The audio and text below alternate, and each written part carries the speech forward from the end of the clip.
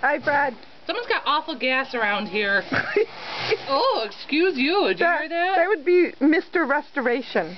He's got, oh, terrible gas. He might have to see a doctor for that.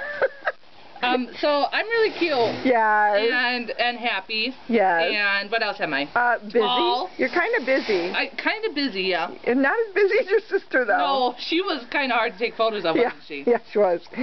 So we think a home with another dog to use all of our energy. I think probably that's a good thing. Oh, I think it's a really good thing. And I really like that big giant thing over there. I know. You're really quite mesmerized by it. It's just really big. It's a nice big dog Yep. that hangs with me all the time. It's weird. Can't get rid of the dog. I know.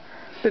So you're going to find me a home? Yes. With people with less gas? Well, yeah, we hope so. Oh, yeah, okay. And a busy home. Okay. Okay. We can work on a busy home. Alrighty. Can you get in? Oh.